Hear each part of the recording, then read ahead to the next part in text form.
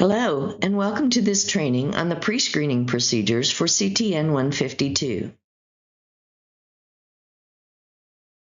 As with all studies, it is important to budget staff time for purposes of maximizing success in recruitment.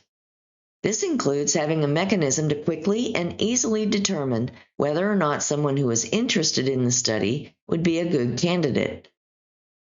The actual screening and baseline visits for this study take over 3 to 4 hours to complete. So we don't want to waste the candidate's time or the staff's time if the person is clearly not eligible to start with. The best way to sort this out involves the use of the study pre-screening interview. The questions on this pre-screening interview assist in determining whether or not the person represents the study population and whether or not it is most likely safe for the person to participate. Each person interested in the study must complete the formal pre-screening process before moving on, even if they are already a clinic patient and well known to the study team. Some study sites may find it beneficial to have a mini-screen to rule out clearly ineligible persons before even the pre-screening interview occurs.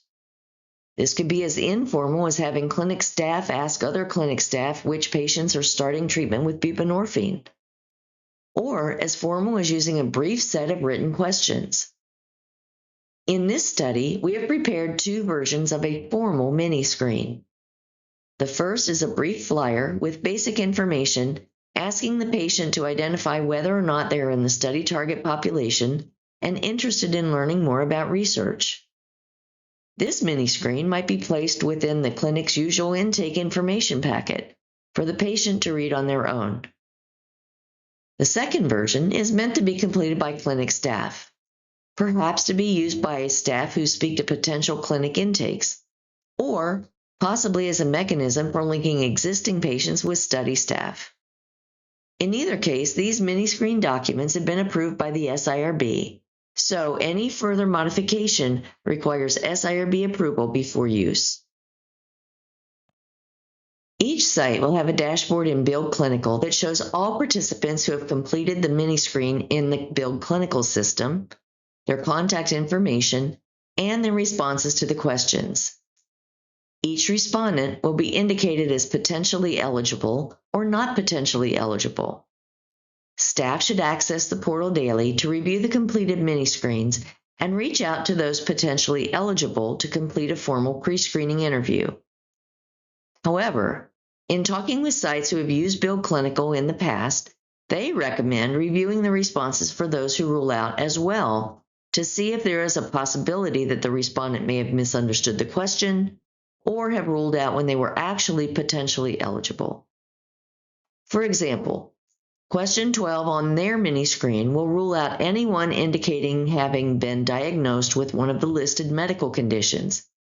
But that list includes things such as other serious GI disease and other disease, which may or may not actually cause them to be ineligible for the study. Also, GERD, gastric emptying abnormality, and allergy to a GLP-1 are listed, but these may have been self-diagnosed instead of being a formal diagnosis received from a doctor.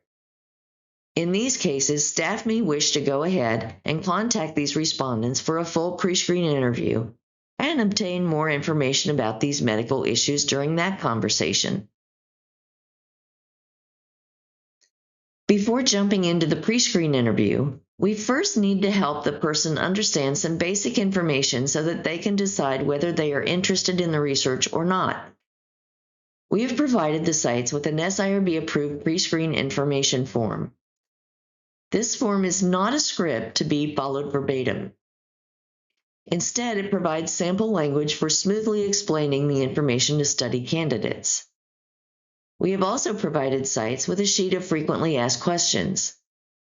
If the candidate has questions about the study, staff should refer to this sheet and give the answers provided if at all possible. As with the information form, this frequently asked questions sheet is also SIRB approved. Once staff has explained the study to the candidate and answered their questions, They will ask if the person is interested in moving forward with the pre-screening interview. If yes, the next step is to obtain verbal consent by asking the person's permission to ask a number of questions. Once verbal consent is obtained, staff will enroll the pre-screener using the ENRA form in eClinical and document the date of verbal consent. Then, staff will move to the P52 form in eClinical and perform the pre-screening interview. In some cases, the potential candidate will be interested, but maybe now is not a good time.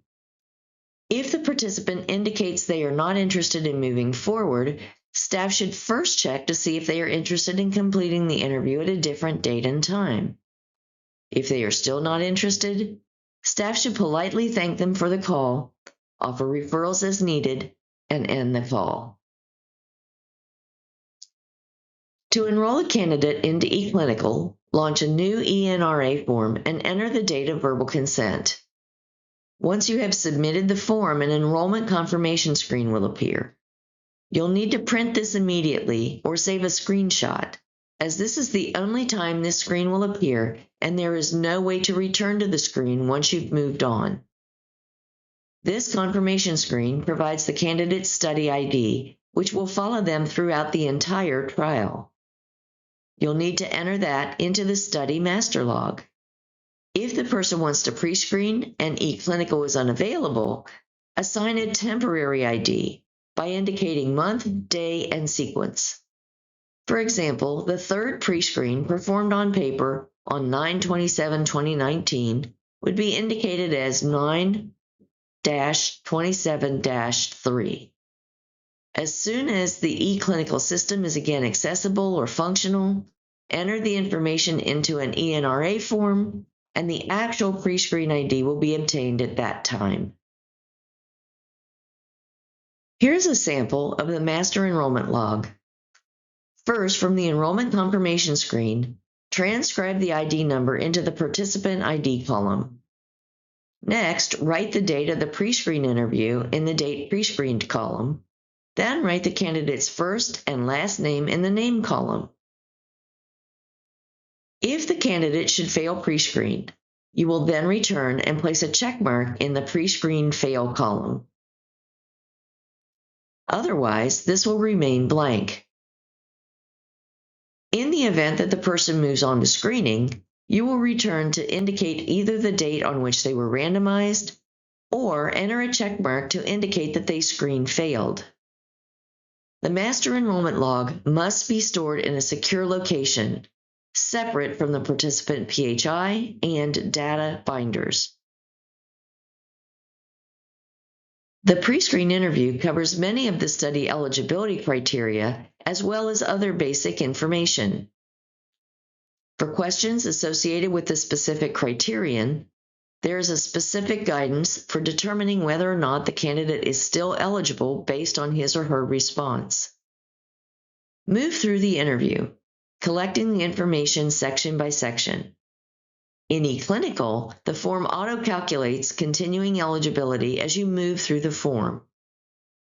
If you are performing the interview on paper because eClinical is unavailable, pause at the end of each section to determine whether or not the potential participant has ruled out on some item.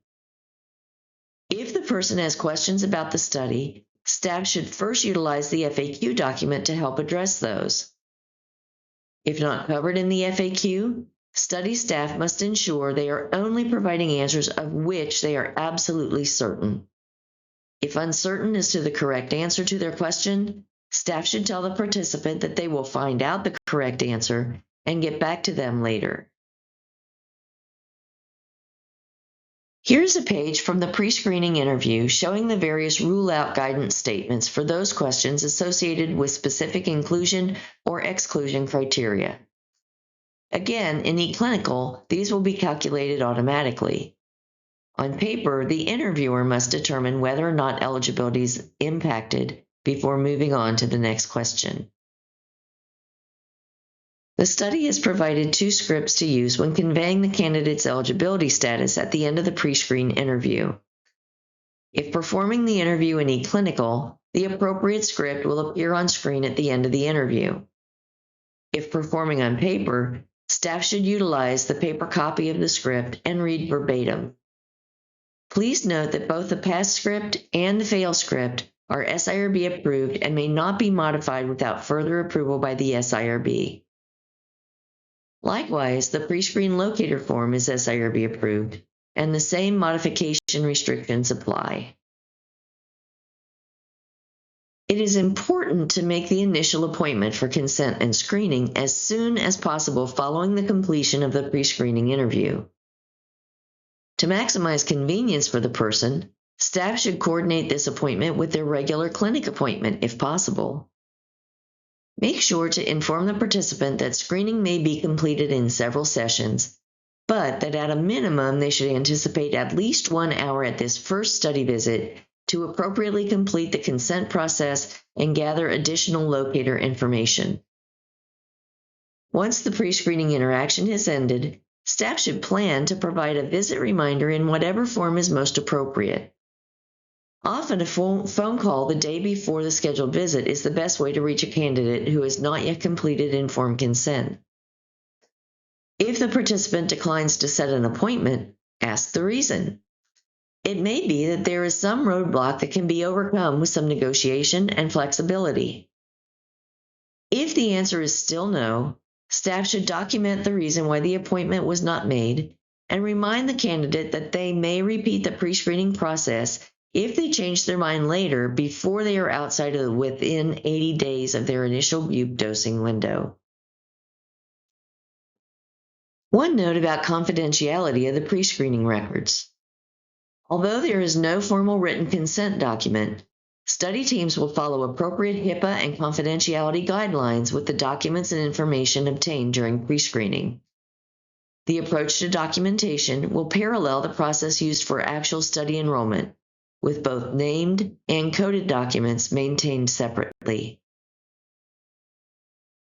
Each site will create pre-screening name binders to maintain the locator form and any other PHI collected, as well as separate pre-screening data binders to maintain the enrollment printout and, if needed, any paper source pre-screen interview forms which were used due to electronic data system unavailability.